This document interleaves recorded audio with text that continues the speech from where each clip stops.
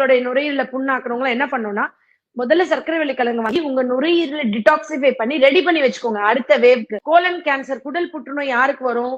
யார் வந்து இந்த ஸ்மோக்டு மீட், கரிஞ்ச சிக்கன், இப்போ தந்தூரி எல்லாம் சாப்பிடுறாங்க, நிறைய கரிஞ்சது ஸ்மோக்டு மீட்ஸ் நிறைய எடுத்துக்கிட்டா அவங்களுக்கு வந்துட்டு இந்த குடல் சம்பந்தமான கோலன் டைப் ஆஃப் கேன்சர்ஸ் வரும்னு சொல்றாங்க. பட் நம்ம வந்து சர்க்கரை வெள்ளிக்கிழங்கு எடுத்துக்கும் பட்சத்துல அது குடல்ல இருக்கிற வேஸ்ட் எல்லாத்தையுமே கலெக்ட் ஆகாம உடம்புல இருந்து வெளியேறதுக்கு உதவுது. இந்த சர்க்கரை வெள்ளிக்கிழங்குல அவ்வளவு மெக்னீசியம் இருக்கு.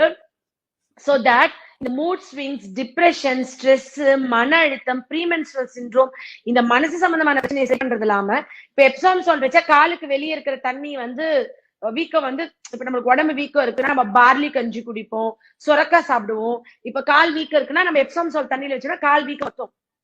ஆனா இதுல இருக்கிற மெக்னீசியம் எவ்வளவு நல்லதுன்னா, இன்டர்னல் ஆர்கன்ஸோட வீக்கத்தை குறைக்க இது உதவுது. இன்ஃபிளமேஷன் ஆஃப் இன்டர்னல் ஆர்கன்ஸ், உள் உறுப்புகளோட வீக்கத்தை. இதுல வந்து அவ்வளவு மேங்கனீஸ் கொலின்னு இருக்கு.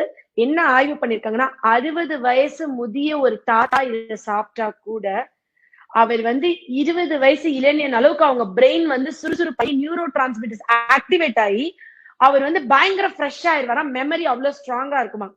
80-90 வயசு கூட ஞாபக மறதி இந்த பிரச்சனைகள் இருக்காது. சோ சின்ன ஒரு 2 வயசு குழந்தையில இருந்து ஒரு வயசு குழந்தையில இருந்து ஒரு 80-90 வயசு ஆட்கள் கூட தாராளமா இந்த 2 மாதங்கள் சாப்பிட்டு உடம்பு ஃபுல்லா டிடாக்சிஃபை பண்ணிக்கலாம், உள்ள இருக்க உறுப்புகள் வீக்கத்தை குறைச்சிக்கலாம். நொங்கு சாப்பிட்டா மார்பக புற்றுநோய் வராது. பெண்களுக்கு நொங்கு வந்து ஆந்தோசைனின் நிறைய இருக்குன்னு சொல்லி, நொங்குக்கு அடுத்தபடியா அதிகப்படியான ஆந்தோசைனின் அப்படின்ற வந்து இந்த சர்க்கரை வெள்ளிக்கிழங்குல கொட்டி கிடக்குது. இத நியூசிலாந்துல ஆக்லாந்து யூனிவர்சிட்டி ஒரு யூனிவர்சிட்டி இருக்கு. அது கேன்சருக்கு ரொம்ப பிரசித்தி பெற்ற ஒரு யூனிவர்சிட்டி. அந்த யூனிவர்சிட்டியில வந்துட்டு கேன்சர் பேஷண்ட்ஸை கொஞ்சம் பேர் எடுத்து அவங்களுக்கு கீமோதெரப்பி கொடுக்கறதுக்கு முன்னாடி அவங்க இந்த பேஷண்ட்ஸை கூப்பிட்டு அவங்க என்ன பண்ணிருக்காங்க, இந்த வெறும் இந்த சர்க்கரை வெள்ளிக்கிழங்க மட்டும் கொடுத்திருக்காங்க, கீமோதெரப்பி கொடுக்காம. அதுக்கப்புறம் அந்த பேஷண்ட்ஸ் ஆய்வுல எடுக்கும் பொழுது கீமோதெரப்பி கொடுத்தா எவ்வளவு கேன்சர் செல்ஸ் அழியுமோ அதை விட அதிகமான அளவுக்கு கேன்சர் செல்ஸ் இந்த சர்க்கரை வெள்ளிக்கிழங்கு சாப்பிட்ட பேஷண்ட்ஸ்க்கு அழிஞ்சிருக்கு அப்படின்னு சொல்லி ஆய்வு பண்ணி இத வந்து வேர்ல்ட் இம்பார்ட்டன்ட் ஃபுட்ஸ் அப்படின்னு 10 ஃபுட்ல வந்து 7th ஃபுட்டா டிக்ளேர் பண்ணிருக்காங்க. எப்படி வரும்னா, இப்ப நம்மளுடைய சமூகம் இப்ப 30 வயசு ஆயிடுச்சு, எனக்கு இன்னும் சர்க்கரை வியாதி வரல அப்படின்னு சொல்றது இப்போ ஒரு ட்ரெண்டா இருக்குல்ல. ஏன்னா அவ்வளவு பேருக்கு சுகர் வந்துருது, எல்லாருக்கும் வந்துருது. இப்ப நீங்களே பார்க்கும்போது உங்க ஃப்ரெண்டுக்கு பார்க்கும்போது கூட ஐயோ இவனுக்கு என்ன இப்பயே சுகர் வந்துச்சு நம்மளுக்கு வந்துருமோ அந்த மாதிரி பயத்தோட தான் எல்லாருமே சுத்துறாங்க. 30 வயசு 35 வயசு 40 வயசு எல்லாருக்குமே சுகர் வந்துருது. இன்னும் ஒரு 30 வருஷத்துல எனக்கு 38 வயசு ஆயிடுச்சு, எனக்கு இன்னும் சுகரே வரல, ஏன்னா நான் சர்க்கரை வெள்ளிக்கிழங்கு சாப்பிடுறேன் அப்படின்றது ஒரு ட்ரெண்ட் ஆகும்.